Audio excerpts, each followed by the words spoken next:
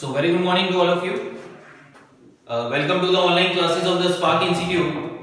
My name is Bhanu Gupta, accounts teacher and the faculty member of the Spark Institute. So guys, जैसा कि आप सब इस समय काफी ज्यादा सिचुएशन फेस कर रहे हैं कोविड की वजह से, जो गवर्नमेंट ने ऑर्डर निकाला है कि आपके सारे एजुकेशनल इंस्टीट्यूट, स्कूल, कॉलेजेस आप सब जानते हैं इसके बारे में। तो बच्चों की ह्यूज डिमांड के दौरान तो हमारे इंस्टीट्यूट और हमारे फैकल्टी मेंबर्स ने सभी ने ये इनिशिएटिव लिया कि जो भी आपके टॉपिक्स जिन बच्चों के पेंडिंग रह गए हैं तो उनके रिगार्डिंग, और जिन बच्चों ने कभी अपनी लाइफ में अकाउंट्स, टैक्सेशन या कॉस्ट अकाउंटिंग के बारे में नहीं पढ़ा, जिन्होंने अपनी सिलेबस की तैयारी के बारे में नहीं स्टार्ट की अभी तक, तो उनके लिए भी एक ये अच्छी अपॉर्चुनिटी है कि जब चाहे वो इस वीडियो को देख सकते हैं, अपने डाउट्स क्लियर कर सकते हैं। और आप सबसे मेरी एक पर्सनल रिक्वेस्ट है, इस चैनल को आप सब्सक्राइब कीजिए, शेयर कीजिए और कमेंट्स कीजिए, और कमेंट्स में अपने जो भी डाउट्स हैं तो वो आप अपने डाउट्स कमेंट बॉक्स पे लिख दीजिएगा। सो गाइस, आज जिस टॉपिक में आपके साथ बात करने आया हूं दैट इज द जेकेएसएसबी। तो जेकेएसएसबी में फाइनेंस अकाउंट्स असिस्टेंट में आप सब इस चीज से अवेयर है, मे बी आपने स्टडी अभी स्टार्ट की या नहीं की, जिन्होंने की उन्हें पता है और जिन्होंने नहीं की उनके लिए भी बता देता हूं। उसमें एक आपका टॉपिक है दैट इज द टैक्सेशन, और ये टैक्सेशन टॉपिक जो है ये आपको आगे भी हेल्पफुल करेगा रिगार्डिंग जिन्होंने अनदर फॉर्म भी भरे हुए हैं, लाइक जिन्होंने अपना एक इंस्पेक्टर का भी फॉर्म भरा हुआ है, तो इंस्पेक्टर के 30 पोर्शन में आप देखिएगा उसमें भी एक टैक्सेशन का टॉपिक है जिसमें डायरेक्ट टैक्सेस और आपके इनडायरेक्ट टैक्सेस आते हैं। अब बच्चा कहता है कि सर मैंने कभी लाइफ में अकाउंट्स भी नहीं पढ़ा और ना मैंने कभी क्या है टैक्सेशन को कभी फेस किया, और मुझे पता ही नहीं है कि टैक्स बनाया किस तरह से जाता है, क्या रेट्स ऑफ टैक्सेस होते हैं, कब आया, क्यों आया, और इसका हमारी सोसाइटी में इसके क्या वेलफेयर है। तो इसी के रिगार्डिंग आज मैं आप सबके साथ एक टैक्सेशन के ऊपर एक बेसिक टॉपिक, क्योंकि अगर आपने टैक्सेशन को पढ़ना है तो सबसे पहले आप उस टॉपिक के बेसिक कॉन्सेप्ट क्लियर कीजिए। उस बेसिक्स के दौरान क्या होगा, आपको एटलीस्ट उसका एक आइडिया बनेगा, क्योंकि यहां पे मैंने कुछ बेसिक टॉपिक्स भी बनाए और कुछ क्वेश्चंस भी बनाए हैं जो पेपर में जिस तरह से आपको पूछे जा सकते हैं। तो टाइम को ना वेस्ट करते हुए आपका जो भी कीमती समय है हम आप यूटिलाइज करेंगे ताकि आपको एक ओवरऑल व्यू दे सकें कि टैक्सेशन होता क्या है, क्या उसकी वैल्यू है, हमारी इंडियन इकोनॉमी में क्या इफेक्ट करता है, वो सारा ओवरऑल ग्रोथ क्या करती है। Is that clear? चलिए अब स्टार्ट करते हैं। जैसा कि आप सब जानते हैं कि टैक्सेशन जेकेएसएसबी ने आपको एक इंट्रोड्यूस किया हुआ है। सबसे पहले आपके सामने है मीनिंग ऑफ टैक्स, कि टैक्स होता क्या है। देखिए कोई भी चीज टैक्स जो है, सबसे पहले मैंने यहां पे एक डेफिनेशन लिखी हुई है, मैं आपको एक डेफिनेशन के बारे में एक इंट्रोडक्शन दे देता हूं, आप उसे समझिए, फिर उसके रिगार्डिंग कोई डाउट आता है आप अपने कमेंट बॉक्स पे या कॉपी पे लिख लीजिए, फिर वो आप हमें फॉरवर्ड कर दीजिएगा। नेक्स्ट उसके दौरान सबसे पहले मीनिंग समझिए कि tax is a compulsory payment which is paid by the assessee or person to the government। Simple सी बात इन्होंने कही है, टैक्स एक ऐसी कंपल्सरी पेमेंट है जो पेड करता है, मतलब जो आपको पेड करना है या आपने फ्यूचर में पे करना है, that is paid by the assessee. Assessee या कोई एक ऐसा पर्सन जो लायबल करता है सरकार को टैक्स पे करने के लिए, और उस पर्सन पे टैक्स का बर्डन इन्वॉल्व होता है, और वो टैक्स जो होती है एक हमारा यूटिलाइज किया जाता है सोसाइटी के अंदर। अब कौन कौन से ऐसे पर्संस होते हैं जो टैक्स, सबसे पहले टैक्स को आपने देख लिया एक कंपल्सरी पेमेंट है जो सरकार को आपको उसका टैक्स जो है वो पे करना ही करना है, और एक पर्सन जिसे हम क्या कहते हैं असेसी के नाम से भी जानते हैं, और वो पेड किसको किया जाता है, आपकी एक गवर्नमेंट सरकार। तो उसके दौरान एक it is a source of the revenue, it is a source of revenue for the government. सबसे पहले ये समझिए कि सरकार के लिए ये क्या है, एक ये सोर्स ऑफ इनकम है। सोर्स ऑफ इनकम का मतलब क्या है, अब देखिए अगर आपके पेरेंट्स, ब्रदर, सिस्टर कुछ काम करने जाते हैं तो वो कुछ अर्न करके लाते हैं, तो सरकार के लिए सरकार का एक घर है, तो जब आप इस घर में कुछ कमा रहे हैं तो सरकार को भी तो कुछ पे करना है। सरकार की अर्निंग सोर्स ऑफ इनकम क्या होती है, टैक्सेस, फीस, फाइन, पेनल्टीज, तो ये सारा। अब सरकार आपके चालान काटती है, जब आप ट्रैफिक बूथ पे देखते हैं, रोड्स पे चालान करते हैं, तो वो सरकार की क्या बनती है, सोर्स ऑफ इनकम बनती है। जब फीस, फाइन, पेनल्टीज, कोई भी ऐसी चीज आपको चार्जेबल होती है जिसके लिए आपको एक जुर्माना लगाया जाता है, तो वो भी एक सरकार का क्या बनता है, अर्निंग सोर्स ऑफ रेवेन्यू। और वो एक सोर्स ऑफ रेवेन्यू पब्लिक के लिए ही यूटिलाइज होता है, बट आपको एक सीख देने के लिए होता है कि अगर आप लोग ये चीजें पे नहीं करेंगे तो उसका डबल चार्ज पड़ता है आपको, ठीक है जी। And that is to be utilized for the welfare of the society. कहने का मतलब सरकार आपसे ये पैसा तो लेती है, बट वही पैसा आपकी किसी सोसाइटी के लिए, किसी सोशल एक्टिविटीज के लिए, अब जैसे कोविड के दौरान आपको बोला गया जहां जहां से लोगों से जो मदद होती गई, सरकार से जो मदद होती गई, तो वो सरकार ने वो पैसा वहां पे ट्रांसफर किया। अब उसके दौरान जब भी कोई ऐसी सोसाइटी में कोई प्रॉब्लम्स आती हैं, तो सरकार उस फंड जो आप लोगों का पैसा होता है उसे यूटिलाइज करती है, कहां पे, सोसाइटी में। लाइक आपने स्कूल देखे हैं, गवर्नमेंट स्कूल देखे हैं, गवर्नमेंट कॉलेजेस देखे हैं, बख्शीनगर का हॉस्पिटल देखा हुआ है आपने, तो ये रोड देखते हैं। जब आप एक बाइक खरीदने जाते हैं, रोड टैक्स पे करते हैं, तो सरकार आपको उस गाड़ी को चलाने के लिए टैक्स कलेक्ट करती है, आपके लिए वो पैसा यूटिलाइज किया जाता है, क्योंकि रोड चलाने हैं, वहां पे हर एक चीज को दोबारा से रेनोवेशन का वर्क लगाया जाता है। तो इसे क्या कहते हैं, इन सिंपल वर्ड्स में आप इसे कह सकते हैं कि that is a earning source of the income for the government which is to be utilized by the government for the public welfare। और ये सरकार की ना पेपर में क्वेश्चन आता है कि ये एक रेवेन्यू है, एक एक्सपेंस है, या बोथ है, या नन ऑफ दीज। तो आंसर क्या रहेगा, it is a revenue for the government और यूटिलाइज किया जाता है पब्लिक के वेलफेयर। आई होप आप सबको इसका मीनिंग अच्छे से क्लियर हो गया होगा। तो उसके रिगार्डिंग अगर हम आगे बात करें कि टाइप्स ऑफ टैक्सेस की बात करें, तो टैक्स को इनकम टैक्स में हमारे जो टैक्सेस हैं उसमें हमारे टैक्स को दो पार्ट्स में क्लासिफाइड किया, एक डायरेक्ट टैक्सेस में और एक इनडायरेक्ट। चाहे तो आप अपना जीएस का सिलेबस इंस्पेक्टर में देख लीजिएगा, चाहे आप फाइनेंस अकाउंट्स असिस्टेंट में देख लीजिएगा, ये आपके दोनों एक ही टॉपिक से, एक ही लेक्चर से आपके दोनों क्वेश्चन कवर हो जाएंगे और दोनों आपके डिफरेंट कंपोनेंट्स में कवर हो जाएंगे, ठीक है नहीं। क्योंकि सबसे पहले आपके पास आता है कि हमारे क्लासिफिकेशन गवर्नमेंट सरकार ने टैक्सेस को दो हिस्सों में बांटा है, एक है आपका डायरेक्ट, दूसरा आपका कौन सा है जी, इनडायरेक्ट। अब बच्चा कहता है कि सर डायरेक्ट टैक्सेस और इनडायरेक्ट टैक्सेस में क्या डिफरेंस होता है, इसका क्या बेनिफिट होता है और किस किस पे ये टैक्स लगाया है। देखिए डायरेक्ट टैक्सेस जो होता है जिसका अल्टीमेट बर्डन सिर्फ एक ही पर्सन पे इन्वॉल्व होता हो और जो सिर्फ पर्सन रिसीव करता है इनकम, वही एक पर्सन जो होता है वो लायबल करता है पे करने के लिए टैक्सेस सरकार को। अगर फॉर एग्जांपल मैंने यहां पे कुछ एग्जांपल्स भी मेंशन की हुई हैं, तो ध्यान से देखिएगा। Like number 1 income tax, property tax, आपका कॉर्पोरेट टैक्स। तो पेपर में कई बार एग्जामिनर, देखिए पेपर में आपने यहां पे पूरा टैक्स लॉ नहीं पढ़ना, आपको पेपर के पॉइंट ऑफ व्यू से पढ़ना है कि पेपर में आपको कॉम्पिटिटिव एग्जाम में, क्योंकि जेकेएसएसबी ने जो आपको टॉपिक मेंशन किए हैं, they have to just only जज योर नॉलेज कि हमने जो टॉपिक आपको दिए थे कि क्या आपने उसे अच्छे से स्टडी किया। अब पेपर में क्वेश्चन आता है कि corporate tax is a dash tax, answer option मिलेंगे डायरेक्ट, इनडायरेक्ट, बोथ या नन ऑफ दीस। तो आंसर क्या रहेगा आपका डायरेक्ट टैक्स। उसी तरह से प्रॉपर्टी टैक्स जो है कि क्या एक प्रॉपर्टी टैक्स डायरेक्ट टैक्स है, इनडायरेक्ट है, बोथ है या नन ऑफ दीज है। Point clear. तो उसके दौरान एक ऐसा पर्सन जो खुद एक इनकम कमाता है और उस इनकम का टैक्स खुद पे करता है, तो उसे हम क्या कहते हैं, एक डायरेक्ट टैक्स। इसके लिए मैंने आगे कुछ एग्जांपल्स भी बनाई हैं आप सबके लिए, बट ये शॉर्ट आइडिया आपको देना है कि जो भी आपने पैसा कमाया आप ही लोग पैसा टैक्स देने के लिए liable. Like for example Vijay Mallya, अगर विजय माल्या कोई फैमिली की, अगर कोई विजय माल्या खुद इनकम कमा रहा है तो वही पर्सन एक लायबल करता है टैक्स को पे करने के लिए। अगर रिलायंस कंपनी, जियो का अंबानी अगर कोई पैसा कमा रहा है तो उसके दौरान वही पर्सन जिसने वो बाय हैंड वो पैसा रिसीव किया होगा या जिसके अकाउंट में वो पैसा ट्रांसफर हुआ होगा, that person is liable to pay taxes to the government. ठीक है जी। तो आई थिंक आपको डायरेक्ट टैक्स के बारे में थोड़ा सा आइडिया अवेयर हो गया होगा कि एक ऐसा इंसान जो खुद पैसा रिसीव करता है और खुद वो पैसे को मैनेज करता है और खुद रिसीव करता है और वही पर्सन एक लायबल करता है टैक्स को पे करने के लिए। नेक्स्ट आ जाता है हमारे पास इनडायरेक्ट टैक्सेस।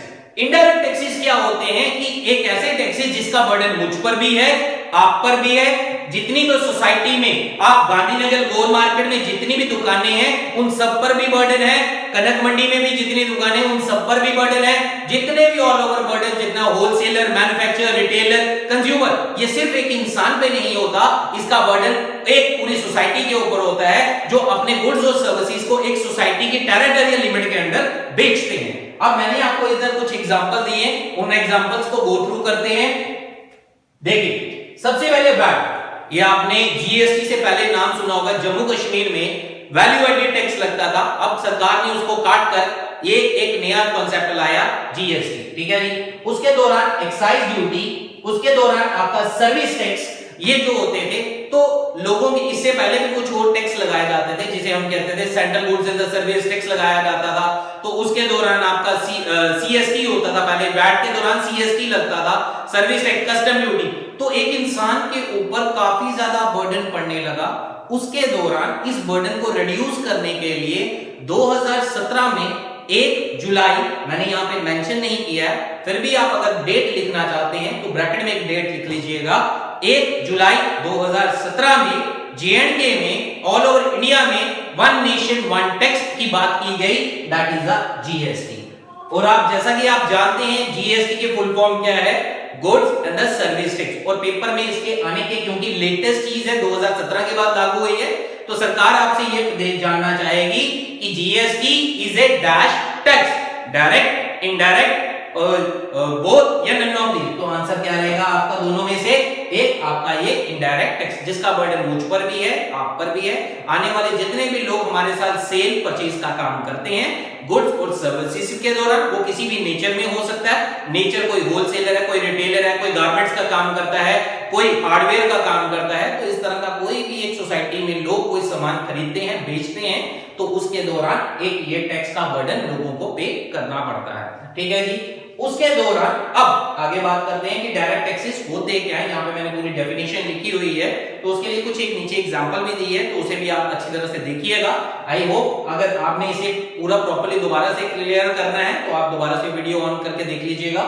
नेक्स्ट उसके बाद हमने डायरेक्ट टैक्सेस की बात की, तो direct taxes in are those taxes in which the ultimate burden of the tax is to be fall on only one person। जैसा कि मैंने आपको पीछे ही बताया कि एक इंसान पे जब एक बर्डन वही पर्सन लायबल करता है टैक्स को पे करने के लिए, जैसे आपने कोई 1 लाख रुपया कमाया और आपने उसे रिसीव किया तो टैक्स पे आप लोग ही करेंगे, ठीक है जी। तो उसके दौरान that person is liable to pay taxes to the government. सरकार को टैक्स का भुगतान करना, जैसे कि पीछे 31 मार्च हुई, 4 महीने का टाइम होता है, सरकार 31 जुलाई तक की आपको डेट देती है, आप न्यूज़पेपर में भी उनकी ऐड देखते हैं, इनकम टैक्स डिपार्टमेंट, तो इनकम टैक्स डिपार्टमेंट आपसे वो टैक्सेस को बात करता है कि 31 जुलाई आपका हो चुका हुआ है, तो उसके दौरान आपका जो टाइम पीरियड है तो उसे टैक्स को इतने टाइम पीरियड के दौरान आप जमा करवाइए,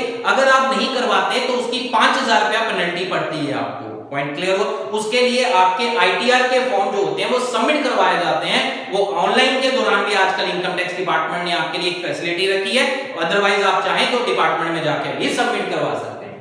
आई थिंक ये आपको पॉइंट क्लियर हो गया होगा, बट मैंने जैसा कि आपको बताया सिर्फ एक पर्सन लायबल करता है टैक्स को पे करने।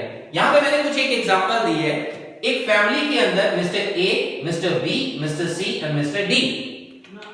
फैमिली के अंदर ए जो है वो फादर है, बी जो है वो मदर है, सी बेटा और एक बेटी। इस फादर की इनकम है पूरे साल के दौरान 10 लाख रुपए। अब मुझे बताइए इसका 10 लाख की इनकम का टैक्स जो बनता होगा, लेट्स सपोज 50,000 टैक्स बनता है, तो टैक्स कौन पे करेगा? क्योंकि पैसा तो सारा ए ने रिसीव किया, बी करेगा, सी करेगा, डी करेगा। सोचिए, एक मैं दोबारा रिपीट कर देता हूं, ध्यान से सुनिएगा क्वेश्चन। एक फैमिली में 4 मेंबर हैं, ए, बी, सी और डी। ए फादर है, बी मदर है, सी एक आपका उसका बेटा है और एक डी उसकी बेटी है। अब एक 10 लाख रुपया रिसीव किया मिस्टर ए ने, तो who is the person liable to pay taxes to the government? That is mister A. तो ए जो है वो इनकम टैक्स की नजरों में एक असेसी माना जाता है, जिसे इनकम जो पर्सन टैक्स पे करता है सरकार उसे एक असेसी की नजरों से देखती है, उसका नाम एक असेसी है। ये आगे भी मैंने टॉपिक में डिस्कस किया हुआ है, बट मैंने आपकी जानकारी के लिए आपको यहाँ पे क्लियर कर दिया। असेसी एक ऐसा इंसान होता है जो टैक्स पे करने के लिए लायबल होता है, ठीक है जी। तो इस पूरी एग्जांपल में एक ए ने ही पैसा रिसीव किया है, तो सरकार को टैक्स भी कौन पे करेगा? Mister A. B, C, D ये तीनों में से कोई भी टैक्स पे नहीं करेगा। जो भी इनकम रिसीव की थी वो सारा का सारा पैसा मिस्टर ए ने दिया था। Point clear. नेक्स्ट उसके दौरान हम बात करते हैं किसके रिगार्डिंग? इनडायरेक्ट टैक्सेस की। इनडायरेक्ट टैक्सेस क्या होते हैं? चलिए, are those taxes in which the ultimate burden of the tax is not fall on the one person, सिर्फ एक इंसान के ऊपर ये लायबल नहीं करता, these other persons are also liable to be involved to bear the burden of the tax। इसमें सिर्फ मैं नहीं बर्डन बेयर करूंगा, या सिर्फ आपकी फैमिली में आपके फादर हैं सिर्फ वो बर्डन बेयर नहीं करेंगे, उन्होंने जिन लोगों के साथ डीलिंग की है, खरीदा है, बेचा है, वो लोग भी इसका टैक्स का भुगतान देने के लिए लायबल करते हैं। तो इसे हम क्या कहते हैं? एक indirect taxes. Like for example x है, वाई है एंड जेड है, ये तीन एक मर्चेंट डीलर हैं, तो ये इसमें काम करते हैं। एक होलसेलर है, एक रिटेलर है और लास्ट में एक कंज्यूमर है। जो कंज्यूमर की डिमांड होती है मार्केट में, उसको फुलफिल करने के लिए ये अपनी एक चेन लिंक में, इससे पहले एक मैन्युफैक्चरर आता है। अब टैक्स का बर्डन जो होगा एक्स भी पे करेगा, वाई भी करेगा और जेड। इसमें आप ये कह सकते हैं कि सिर्फ एक्स के ऊपर बर्डन ही है, इन तीनों के ऊपर, क्योंकि सरकार ने इसीलिए जीएसटी लाया, वन नेशन वन टैक्स, सभी के ऊपर। बट वो इनडायरेक्ट टैक्सेस किसके ऊपर लायबल करते हैं? जब आप किसी गुड्स और सर्विसेज में डील करते हैं, चाहे वो अपनी एक टेरिटोरियल लिमिट में करे या एक बाहर करे या इंडिया के बाहर करे, तो वो उसके लिए आपको कुछ चीजें जो है वो कुछ क्लॉज है। तो डायरेक्ट टैक्सेस में आप ये जान सकते हैं जिसमें जो पर्सन पैसा रिसीव करता है। अब कौन बनेगा करोड़पति आता है, तो कौन बनेगा करोड़पति में जो लोग इंसान पैसे जीत कर आते हैं, तो वही पैसे का टैक्स पे करेंगे, ना कि उनकी फैमिली मेंबर्स। पॉइंट क्लियर है जी। तो उसके दौरान अब बात करते हैं, आई थिंक ये आपको सारा टॉपिक अच्छे से क्लियर हो गया होगा। तो नेक्स्ट उसके दौरान बात करते हैं इनकम टैक्स में सबसे, क्योंकि ये बेसिक्स हैं आपको टैक्सेशन समझने के लिए, टैक्स को कैलकुलेट करने के लिए, क्योंकि इस वीडियो में सिर्फ आपको एक हमारा आइडिया देना है कि टैक्स बेसिकली जिन्होंने लाइफ में कभी नहीं पढ़ा और जिन्होंने पढ़ा है उनकी एक रिवीजन शॉर्ट हो जाएगी। तो उसके दौरान जिन्होंने नहीं पढ़ा तो उनका एक बेसिक आइडिया, क्योंकि जब आपको एक टैक्स का क्वेश्चन प्रैक्टिकल में आएगा, वहां पे आपको टैक्स अमाउंट फाइंड आउट करके निकालना है, वो हम आपको नेक्स्ट लेक्चर्स में भी बताएंगे। तो उसके रिगार्डिंग अब मैं बात करने जा रहा हूं कि पर्सन एक टैक्सेशन कैसे, इनकम टैक्स में एक पर्सन को क्या कंसीडर किया जाता है। देखिए हमारे वहां पे कुछ एक सेक्शंस बनाई जाती हैं कानून की दायरा के दौरान, अंडर सेक्शन 2 सब सेक्शन 31 के दौरान, क्योंकि इसमें डिफरेंट सेक्शंस हैं, कुछ क्लॉजेस हैं, कुछ रूल्स हैं, कुछ शेड्यूल्स हैं, जो उसके अकॉर्डिंग एक रूल बनाया गया है। जैसे आप इंडियन कॉन्स्टिट्यूशन के अकॉर्डिंग आर्टिकल्स के बारे में पढ़ते हैं, जैसे आर्टिकल 370 के बारे में आपने सुना, जो बड़ा ही चर्चा में रहा, आर्टिकल 35। उसी तरह से टैक्स लॉ में कुछ सेक्शंस बनाई गई हैं जिनमें एक इनकम टैक्स जो ऑफिसर होता है, तो वो इनकम टैक्स में एक पर्सन को क्या कंसीडर करता है। अब उसी के बारे में आगे हम पढ़ते हैं कि एक इनकम टैक्स ऑफिसर या एक कमिश्नर जब भी किसी एक पर्सन के टैक्स की कैलकुलेशन करता है, तो उस पर्सन के अंदर कौन-कौन लोग इन्वॉल्व होते हैं। ठीक है जी, चलिए देखते हैं जी। सबसे पहले आपके पास आ जाता है एक इंडिविजुअल। इंडिविजुअल कौन हो गए? मैं हो गया, आप हो गए, जितने भी लोग 60 साल से नीचे आते हैं, क्योंकि इनकम टैक्स में एक एज की भी लिमिट होती है, आपकी जानकारी वो आपको वीडियोस में आगे मिल जाएगा, मैं आपको एक जानकारी के लिए दे रहा हूं। 60 साल से उम्र से नीचे जितने भी लोग होते हैं उन्हें इनकम टैक्स में एक इंडिविजुअल कहा जाता है। उसके बाद आ गया actual, that is a Hindu undivided family. और एक हिंदू अनडिवाइडेड फैमिली जो होती है वो एक भाई, ताया, चाचा, मामा, जितने भी हमारे रिलेटिव्स होते हैं, जो हमारे जिनके साथ हमारा ब्लड का रिलेशन होता है, ताया जी जितने भी होते हैं, तो उनके दौरान जो भी है एक उसमें क्या होता है, हेड ऑफ द फैमिली, तो मेंबर्स ऑफ द फैमिली। तो हेड ऑफ द, जैसे कि आपकी फैमिली में आपके पापा के 3 ब्रदर हैं, ठीक है जी, उस फैमिली के अंदर आपके पापा जो है वो क्या है, एक घर का डिसीजन लेते हैं।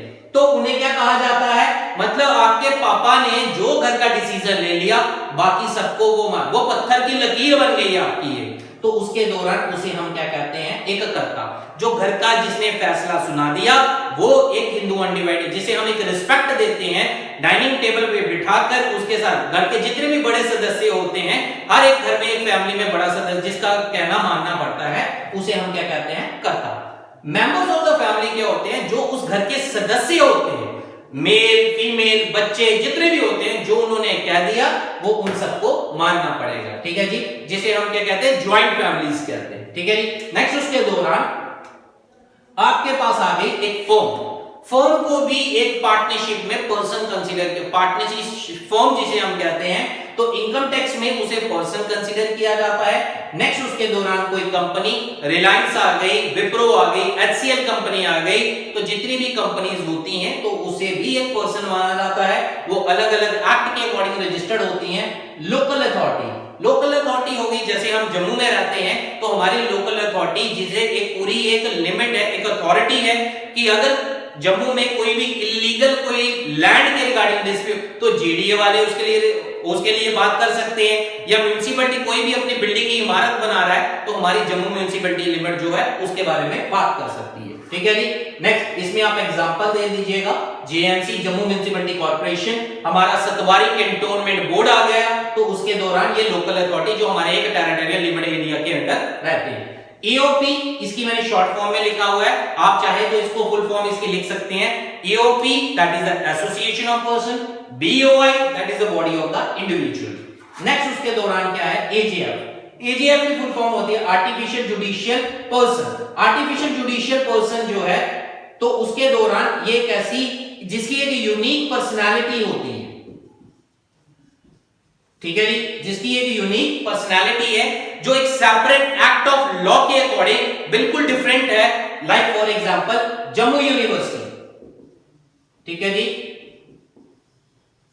जम्मू यूनिवर्सिटी आप ले लीजिए, जो एक स्पेशल एक्ट ऑफ पार्लियामेंट के दौरान पास हुआ है, जिसकी एक एंटिटी, एक पहचान बिल्कुल डिफरेंट है। तो पर्सन के अंदर कभी भी पेपर में आपको पूछा जाए individual, HUF, firm, company, local authority, AOP, BOI, उसके दौरान आर्टिफिशियल जुडिशियल पर्सन, जितने भी ये सारे मैंने नाम लिए, ये सारे इनकम टैक्स में एक पर्सन के नाम से कंसीडर किए जाते हैं। According to section 2 subsection 31 of the income tax act के अकॉर्डिंग, वो आपको आगे इसके रिगार्डिंग वीडियो में पता चल जाएगा, जो जो इनके बारे में बताया गया।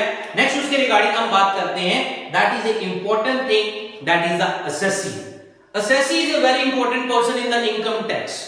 Assessee एक ऐसा इंसान है जो पर्सन एक लायबल करता है टैक्स पे करने के लिए, या सरकार से टैक्स अपना वापस लेने के लिए, या वो इंसान जो टैक्स एक अपना एडवांस टैक्स जमा करवाता है, या वो इंसान जो लॉसेस भी बेयर करने के दौरान अपनी आईटीआर को भी फाइल करता है। तो इनकम टैक्स में इसको अलग अलग तरह के असेसी में बताया गया है। तो मैं आपको सबसे पहला बता देता हूं, एक ऑर्डिनरी असेसी, दूसरा आता है हमारे पास एक रिप्रेजेंटेटिव, जिसे हम डीम्ड असेसी। ये पेपर में आपको क्वेश्चन आ सकता है कि representative assessee is also known as, तो उसका आपने आंसर याद रखना है, क्या कहते हैं जी उसे, डीम्ड असेसी।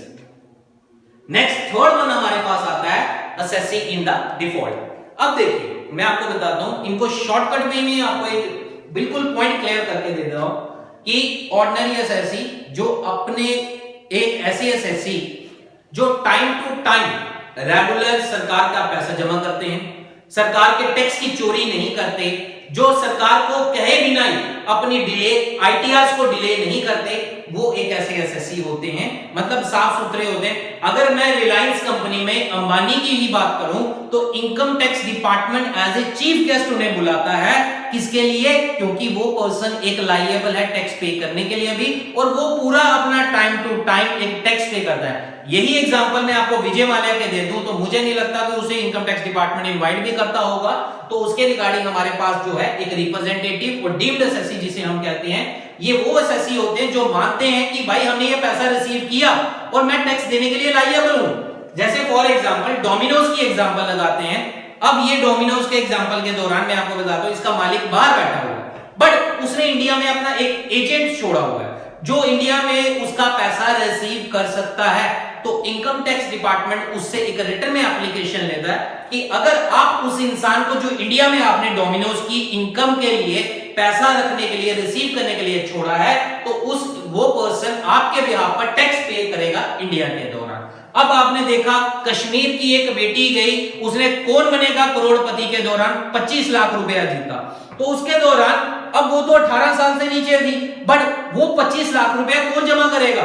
उसके पेरेंट्स जो उसके गार्डनर होते हैं, तो गार्डियन जो होते हैं, तो उसके दौरान जो होते हैं कि वो एक लायबल करते हैं टैक्स को जमा करवाने के लिए। नेक्स्ट हमारे पास आता है assessee in default. Assessee in default का मतलब क्या होता है? बेसिकली एक ऐसा एक एम्प्लॉयर और एक एम्प्लॉय का रिलेशन होता है। आप कभी भी बैंक में जॉब करें या किसी और अदर डिपार्टमेंट में जॉब करें, वहां पे जो बैंक मैनेजर है वो आपका एक एम्प्लॉयर है, और जो आप लोग काम करते हैं स्टाफ वगैरह वो आपके एक एम्प्लॉय है। तो जब आपका एम्प्लॉयर उसको पता था कि आपकी इनकम स्लैब से ऊपर है और इनकम टैक्स की धारा को तोड़ती जा रही है और आपकी इनकम काफी ज्यादा बनती थी, तो उस केस में आपका जो एम्प्लॉयर अगर उसने टैक्स नहीं काटा तो वो आपका बैंक मैनेजर वो डिफॉल्टर, क्योंकि जिसका एम्प्लॉय होगा वो कहेगा मैंने टैक्स जमा करवाना, मैं क्यों रुकूं, मैं क्यों टैक्स जमा, मेरे पैसे तो बच गए। बट वो भी एक क्राइम होता है, बट इसके लिए वो ड्यूटी एक उसके बैंक मैनेजर की बनती। So basically that is a basic topic जो आपको जीएस में भी कवर करेगा, इंस्पेक्टर के सिलेबस में भी, और ये आपका फाइनेंस अकाउंट्स असिस्टेंट में भी कवर करेगा, क्योंकि अगर आपने टैक्स लॉ को पढ़ना है तो ये आपको बेसिक आइडियाज आपको पहले होने चाहिए। अब सारा ओवरऑल कंक्लूजन आपने सारा ओवरऑल कंक्लूजन टैक्स के बारे में पढ़ा, टाइप्स ऑफ टैक्स के बारे में पढ़ा, डायरेक्ट के बारे में पढ़ा, इनडायरेक्ट पढ़ा, और उसके दौरान पर्सन के बारे में। अब इसी तरह का मैं कुछ क्वेश्चन बनाकर आपके लिए लाया हूं। Determine the status of the following person. यहां पे हमें कुछ पर्संस के बारे में जानना है जो पर्सन आपने ऊपर पढ़ा। अगर मैं यहां पे क्वेश्चन लिखा है, पेपर में आएगा, अब आपने आइडेंटिफिकेशन के दौरान मुझे इस क्वेश्चन में बताना है कि ये सारे क्या थे इसमें से। रिलायंस इंडस्ट्रीज लिमिटेड, सोचिए समझिए, एग्जामिनर ने क्वेश्चन किस तरह से आपको पुट किया हुआ है और आपका आंसर क्या रहना चाहिए। रिलायंस इंडस्ट्रीज लिमिटेड, क्या ये इंडिविजुअल है, क्या ये एचयूएफ है, क्या ये फर्म है, या एक कंपनी है? तो आंसर क्या है? क्योंकि रिलायंस तो इंडस्ट्रीज लिमिटेड एक तो आपकी कंपनी है, और कंपनियां दो तरह से होती हैं, एक पब्लिक कंपनी और एक आपकी प्राइवेट कंपनी। पब्लिक कंपनी जिसके आगे लिमिटेड आता है वो होता है उनसे एक कंपनी, वो एक गवर्नमेंट कंपनी, पब्लिक से जो गवर्नमेंट शेयर है, जिसके आगे पीवीटी लिमिटेड आता है that is a private company. Is that clear? तो इसका सही आंसर क्या रहेगा आपका? एक कंपनी। पॉइंट क्लियर है जी? Punjab national bank limited, Jammu Kashmir bank limited, तो ये सारे क्या आगे आपकी एक कंपनी। ठीक है जी? नेक्स्ट यहां पे हम बात करेंगे एक विलेज पंचायत। थर्ड पॉइंट है विलेज पंचायत। अब इसमें आइडेंटिफाई कीजिए कि ये कौन सा है। विलेज पंचायत किसमें है? लोकल अथॉरिटी में, एसोसिएशन में, बॉडी ऑफ इंडिविजुअल्स में, उसके दौरान आर्टिफिशियल जुडिशियल पर्सन में, किसमें है? देखिए, जब मैंने आपको ऊपर बताया जम्मू म्युनिसिपैलिटी कॉर्पोरेशन एक अथॉरिटी है कि हाँ, जब किसी भी गांव में आप चले जाइए, हल्का पंचायत एक सरपंच होते हैं, पंच होते हैं, तो वो किसमें आ गई? एक लोकल अथॉरिटी में कवर हो जाएगी। ठीक है जी? नेक्स्ट उसके दौरान नेक्स्ट इस नाम से तो आप सब अवेयर हैं, कोई ऐसा देश का नागरिक नहीं होगा जिसको ये बारे में पता नहीं होगा। ठीक है जी? यहां पे एग्जामिनर ने आपसे पेपर में पूछा है mister Narendra Modi prime minister of India, तो एग्जामिनर कह रहा है बताइए जी इसमें से वो सब क्या है? इंसान है, हम उसे देख सकते हैं, बातचीत कर सकते हैं, तो वो किसमें आ गई? ये एक इंडिविजुअल्स में। नेक्स्ट उसके दौरान इन्होंने लास्ट एक पॉइंट आपको बोला हुआ है, एक ब्राह्मण का परिवार है जिसमें ए भी है, उसके ब्रदर भी है, बी भी है और सी भी। तो जितने भी एक ज्वाइंट फैमिली बिजनेस होते हैं, तो उसके दौरान ये सारे क्या होते हैं आपके एक ब्राह्मण परिवार, मतलब एक ब्राह्मण का परिवार था जिसमें सारे मिलजुल कर रहते हैं, तो वो क्या है आपका? क्या है? एक हिंदू अनडिवाइडेड फैमिली, जिसमें हेड ऑफ द फैमिली क्या होगा? कर्ता माना जाता है, और उसके मेंबर्स जो होते हैं उन्हें को-पार्सनर्स के नाम से भी जाना। आई होप ये आपने लेक्चर दोबारा से देखिए। अगर किसी टॉपिक में आपको कोई डाउट रहता है आप अपने कमेंट बॉक्स पे लिखिए और हमारे ऑफिशियल पेज को हमारे जो शेयर करें और इसे कमेंट करें, सब्सक्राइब करें हमारे चैनल को, और आगे ज्यादा से तो आने वाली जितनी भी वीडियोस होंगी वो आपको टैक्स के रिगार्डिंग और एनी अदर अकाउंट्स के रिगार्डिंग टॉपिक जो होगा वो आपको सारे सिलेबस और हमारे अदर कंपोनेंट्स के सिलेबस के रिगार्डिंग भी आपको मिले। तो थैंक यू क्लास।